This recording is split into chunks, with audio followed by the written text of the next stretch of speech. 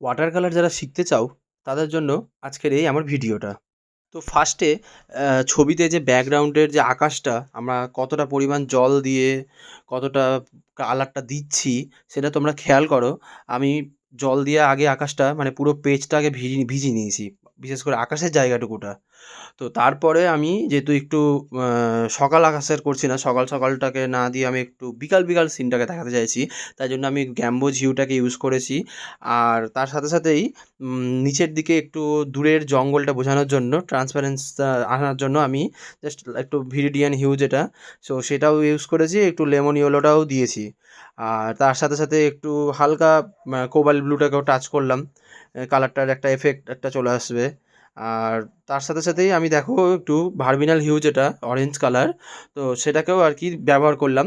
যেহেতু আমি বললাম যে আমি সকালের সিনটা করছি না, এটা একটু মানে বিকাল বিকাল বা হালকা একটু সন্ধ্যা হচ্ছে সেরকম টাইপের সিন। তো এখানে সুন্দর করে আমি জল দিয়ে রঙটাকে আগে বানিয়ে নিচ্ছি আর তার সাথে সাথেই মিশিয়ে দিচ্ছি। মেনলি ওয়াটার কালারে কিন্তু হার্ড কালারের থেকে না সফট কালারটা বেশি ইউজ করতে হয়।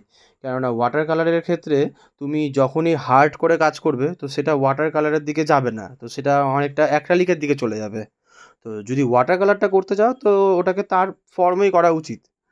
এবার আমি নিচের দিকে যেমন তোমার দেখো লেমনের সাথে একটু গ্রিন মিশিয়ে, একটু স্যাপ গ্রিন মিশিয়ে হালকা অলিভ গ্রিন টাইপের কালারটা করে নিয়ে নিচের যে বেসটা সেটা দিলাম।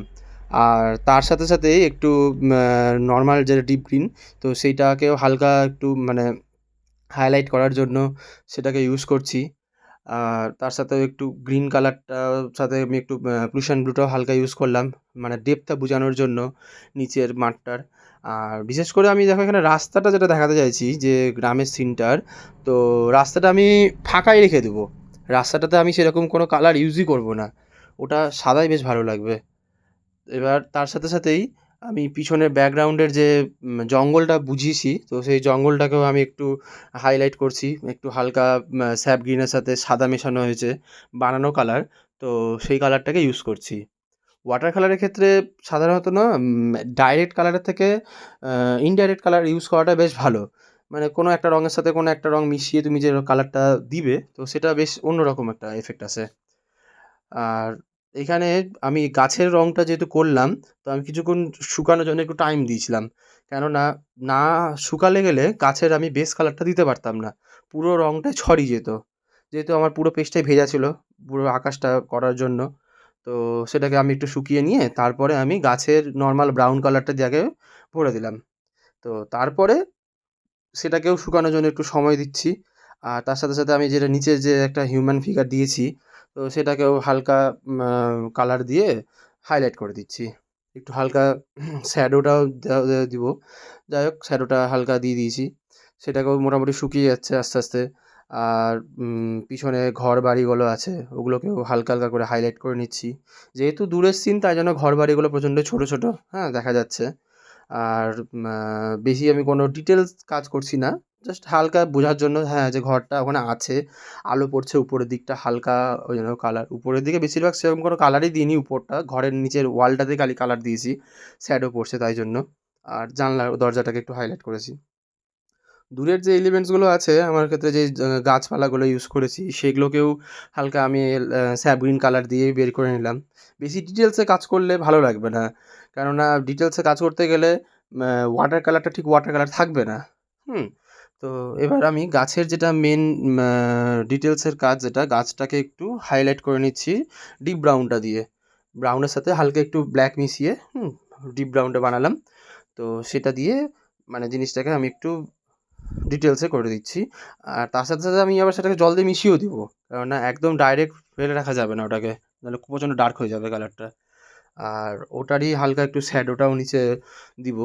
তো প্রথমের দিকে আগে ভালো মতো করে মিশিয়ে নিই। তোমরা যারা ভিডিওটা দেখছো তারা চেষ্টা করো ভিডিওটাকে পুরোটা দেখার, স্কিপ করে করে বা কেটে কেটে ভিডিওটা দেখো না, তাহলে ভিডিওটা দেখে যেটা শেখার জিনিস সেটা শিখতে পারবে না। কেননা ভিডিওটাতে আমি পুরোপুরি মানে শেখানোর জন্যই আমি দেখাচ্ছি যে কীভাবে কী কী করা হয় ওয়াটার কালারে, কীভাবে কালারটাকে ইউজ করা হয়, কীভাবে একটা মানে ছবিকে লাইট থেকে ডিপ, ডিপ থেকে লাইট অনেক কিছু করা যায়, সেই জিনিসগুলোকে আমি এখানে তুলে ধরেছি কিন্তু। আর শ্যাডো থেকে শুরু করে সমস্ত কিছুই, এই যে পার্সপেক্টিভ ব্যাপারটা যে একটা গাছে তার যে একটা মানে ডেপথ ব্যাপারগুলো সেটাকে আমি বের করেছি। গাছটা আমি এখানে কৃষ্ণচূড়া গাছ দেখাতে চেয়েছি, তাই জন্য আমি ওই ভিজিডিয়ান হিউটা দিয়েই একটু ছোপ ছোপ দিয়ে দিলাম। ফুলের সাথে সাথে পাতার জায়গাগুলোও স্যাপ গ্রিন কালারটাকে ইউজ করছি, আর জায়গায় জায়গায় স্যাপ গ্রিনের সাথে সাদা মিশিয়ে যে কালারটা হয়ে আছে সেটাকেও ইউজ করছি। কিছু কিছু জায়গায় আবার কোবাল্ট ব্লুও ইউজ করে দিয়েছি, আরও সুন্দর লাগছে দেখতে সেই গাছটা তখন। বেশিরভাগ ক্ষেত্রে না মানে হালকার উপর দিয়ে ছেড়ে দিয়েছি, খুব বেশি ডিটেলসে কাজ করিনি আমি এখানে, মানে প্রচণ্ড ডিটেলসে কাজ করে নিয়ে সময় নষ্ট করার আমি প্রবণতা নিয়ে আসিনি। চেষ্টা করেছি অল্পের মধ্যে একটু সুন্দর যাতে ছবিটা লাগে, তো সেটাকেই আমি প্রাধান্য দিয়ে ছবিটা করা আর কি। তোমরা ভিডিওটা দেখে নিজেরা বাড়িতে ট্রাই করো, আর হয়ে যাওয়ার পরে আমাকে ছবিটা হোয়াটসঅ্যাপে বা মেসেঞ্জারে হোক যেখানে খুশি আমাকে দাও, আমিও তাহলে তোমাদের ছবিটা কালেকশান করতে পারবো, দেখতে পারবো তোমরা কেমন করছো। আর ভিডিওটা ভালো লাগলে অবশ্যই শেয়ার করো, ইউটিউব থেকে দেখলে সাবস্ক্রাইব করে দিও। দেখা হচ্ছে তোমাদের সাথে পরের ভিডিওতে।